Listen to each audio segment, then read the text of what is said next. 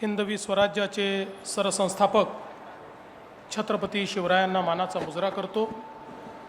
भारतीय राज्यघटनेचे शिल्पकार भारतरत्न डॉक्टर बाबासाहेब आंबेडकर यांना मानवंदना अर्पित करतो। आजच्या कार्यक्रमामध्ये आपल्यामध्ये उपस्थित असलेले जिल्ह्याचे पालकमंत्री ज्यांच्या नियोजनातून आजचा हा कार्यक्रम या ठिकाणी संपन्न झाला ते चंद्रशेखर बावनकुळेजी, मंत्री अतुल सावेजी, आशिष जयस्वालजी, खासदार श्यामभाऊ बर्वेजी, आमदार मोहन मतेजी, परिणय फुकेजी, कृपाल तुमानेजी, संजय मेश्रामजी, आशिष देशमुखजी, चरण सिंग ठाकूरजी, कृपाल तुमानेजी, सर्वच या ठिकाणी उपस्थित आपले आमदार, उपस्थित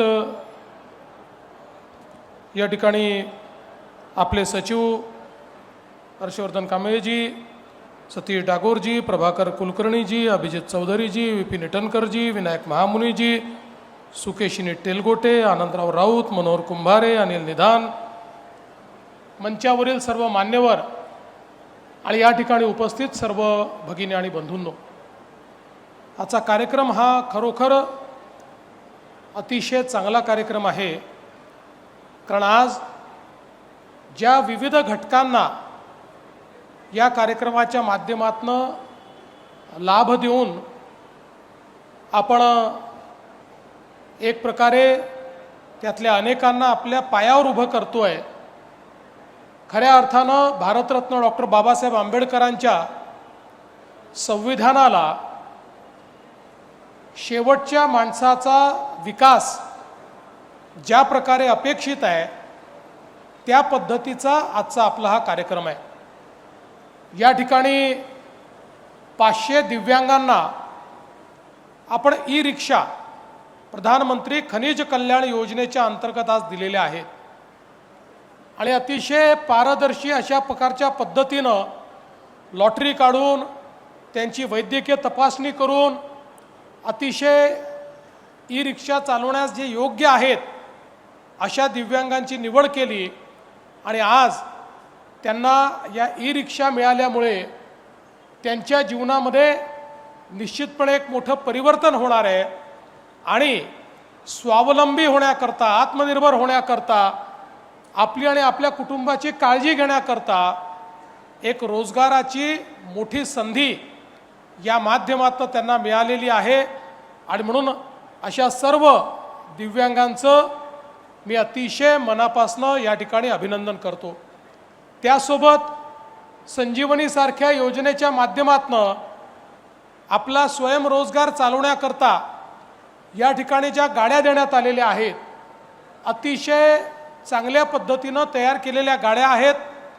सर्व प्रकारची सामुग्री ज्याला आपण स्ट्रीट फूड म्हणतो, अशा रस्त्यावरच्या स्ट्रीट फूड करता जी काही सामुग्री लागते ही सगळी सामुग्री युक्त असलेल्या या गाड्या आज आपण दिलेल्या आहेत आणि त्यातनंही आमचे जे भगिनी आहेत, आमचे जे बंधू आहेत ज्यांना या गाड्या मिळालेल्या आहेत, त्यांनाही त्यांच्या जीवनामध्ये निश्चितपणे एक चांगला रोजगार कमावून आपल्या पायावर उभं राहण्याची संधी या माध्यमातून मिळणार आहे। मला या गोष्टीचा आनंद आहे की कर्मवीर दादासाहेब गायकवाड योजना जी बंद पडली होती, मागच्या काळात मी मुख्यमंत्री असताना आपण पुन्हा सुरू केली आणि त्या योजनेच्या माध्यमातून आमच्या अनुसूचित जातीच्या भूमिहीन लोकांना त्या ठिकाणी जमीन देण्याचा निर्णय आपण घेतला, वेगवेगळ्या प्रकारची मदत करण्याचा निर्णय आपण घेतला। आज त्याही संदर्भात जे लाभार्थी आहेत त्यांना आपण लाभ देण्याचं काम या ठिकाणी केलेलं आहे। आमचा मांग गारुडी समाज जो खऱ्या अर्थानं भटका आहे, विमुक्त आहे, मोठ्या प्रमाणात ते फिरत राहतात आणि त्यामुळे कुठलेही कागदपत्र त्यांच्याकडे नाहीत आणि म्हणून त्यांना कुठल्याही योजनेचा फायदा मिळत नाही। आमच्या बावनकुळे साहेबांनी हा निर्णय केला की मोठ्या प्रमाणात कॅम्प्स घ्यायचे आणि या समाजाला त्यांची कागदपत्र तयार करून द्यायची। कुणाजवळ आधार कार्ड नाही, रेशन कार्ड नाही, काहीच नाही, त्यामुळे सरकारने इतक्या योजना अनुसूचित जाती आणि अनुसूचित जमातीकरता सुरू केल्या, पण त्या योजनांचा फायदा त्यांना मिळत नव्हता. आज अशा सगळ्या समाजाला मोठ्या प्रमाणात कॅम्प्स घेऊन कागदपत्र आपण उपलब्ध करून दिले आणि आता शासनाच्या योजनेतनं त्या ठिकाणी घरकुलं देखील मिळाली.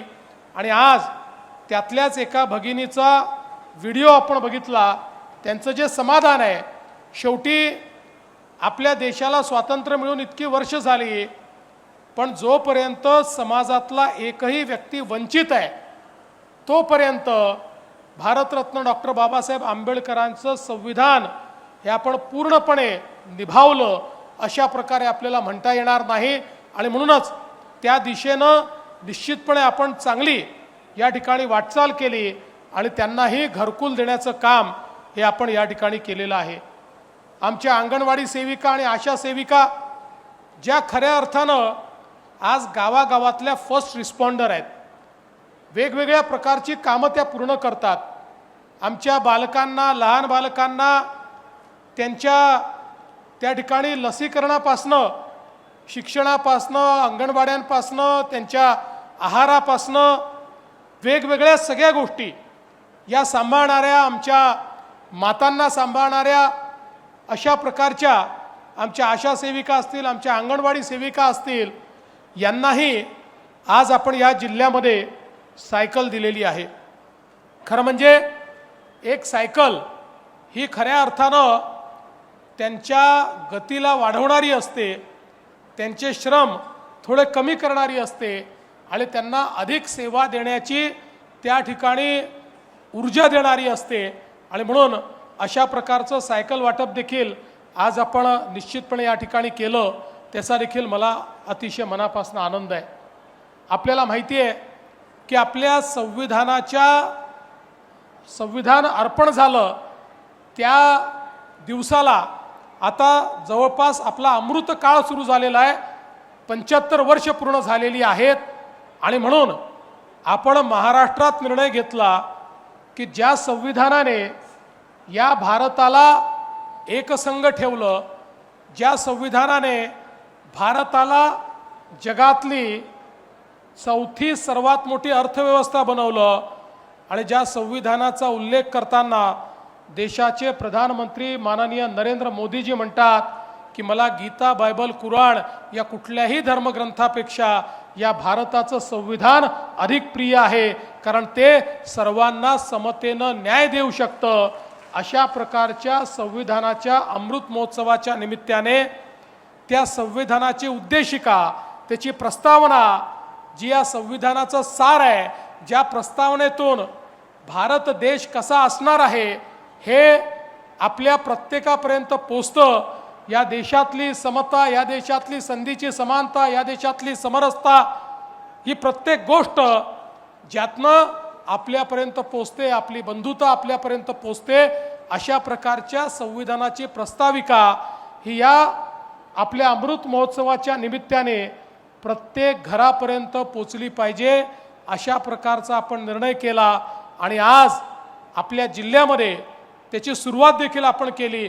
आजही ती घरोघरी पाठवणारे जेवढे आमच्या वेगवेगळ्या संस्था आहेत, जिल्हा परिषद असो, महानगरपालिका असो, जिल्हा प्रशासन असो, अशा सगळ्यांना आपण ती तर दिलीच, पण प्रत्येक घरापर्यंत संविधानाची उद्देशिका पाठवून प्रत्येकाच्या घरात संविधानाच्या प्रती जागृती करणं.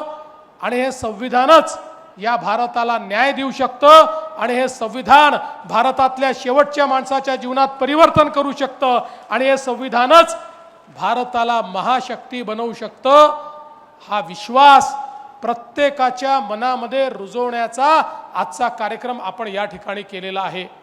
आणि म्हणून मी सामाजिक न्याय विभागाचं देखील अतिशय मनापासून अभिनंदन करेन की या विविध उपक्रमांच्या माध्यमातून अनुसूचित जातीच्या आमच्या सर्व घटकांपर्यंत या योजना पोचवण्याचं काम तुम्ही केलं.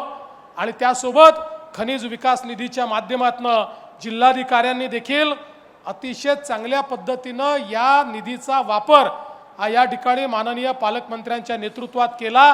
त्याबद्दल त्यांचंही मनापासून अभिनंदन करतो. पालकमंत्र्यांनी आत्ताच पुढच्या आपल्या योजना काय आहेत त्या सांगितल्या।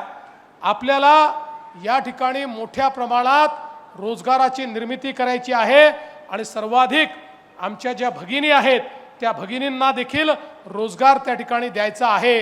आणि म्हणूनच आज आपल्या देशाचे प्रधानमंत्री माननीय मोदीजींनी लखपती दीदी सारखी योजना सुरू केली। महाराष्ट्रामध्ये आम्ही 25 लाख लखपती दीदी तयार केले आहेत। लवकरच 50 लाख लखपती दीदी आम्ही तयार करणार आहोत आणि 1 कोटी लखपती दीदी आमचा करायचा मानस आहे। लखपती दीदी म्हणजे जी आमची बहीण स्वतःच्या श्रमाने शासनाच्या योजनांचा उपयोग करून प्रत्येक वर्षी 1 लाख रुपयांपेक्षा जास्त पैसा कमवेल, 30 लखपती दीदी असणार आहे। आता आमच्या काही दीदी तर 5 लखपती झाल्या, काही 10 लखपतीपर्यंत पोहोचलेल्या आहेत।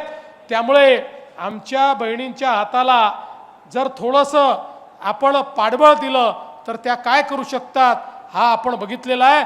आपल्या नागपूर जिल्ह्यातही मोठ्या प्रमाणात लखपती दीदी तयार करून आणि आपल्या बचत गटाच्या माध्यमातून मोठ्या प्रमाणात रोजगारांची निर्मिती आपल्याला करायची आहे।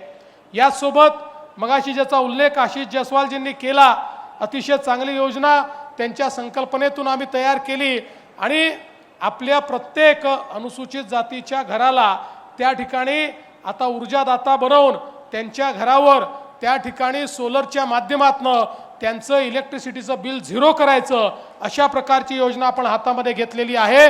आणि पुढच्या काळामध्ये अनुसूचित जाती अनुसूचित जमातीला हे लागू करू, हळूहळू ओबीसी आणि जनरलला देखील आम्ही एक नव्याने योजना तयार केली आहे। सगळ्या आपल्या ज्या गरीब आहेत त्या सगळ्यांना आणि प्रधानमंत्री आवास योजनेतल्या सगळ्या लाभार्थ्यांना त्या ठिकाणी मोफत अशा पद्धतीनं आपल्याला त्यांना वीज पुरवठा करायचा आहे। त्या दृष्टीनं आपल्या जिल्ह्यात सर्वाधिक काम करण्याचा मानस आम्ही सगळे जे आमदार आहेत, खासदार आहेत, आपले पालकमंत्री आहेत, आपले मंत्री आहेत, आम्ही सगळ्यांनी मिळून या ठिकाणी घेतलेला आहे।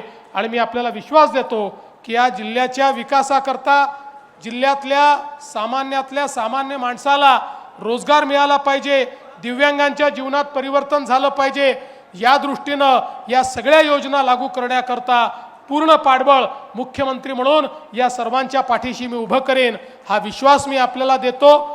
ज्या ज्या योजना आपण माझ्यापर्यंत आणाल त्या योजनांना कशा प्रकारे मान्यता देता येईल याकरता प्राधान्याने ते काम करण्याचं या ठिकाणी मी आपल्याला आश्वासित करतो। आणि या चांगल्या कार्यक्रमामध्ये या ठिकाणी निमंत्रित केल्याबद्दल धन्यवाद। जय हिंद, जय महाराष्ट्र।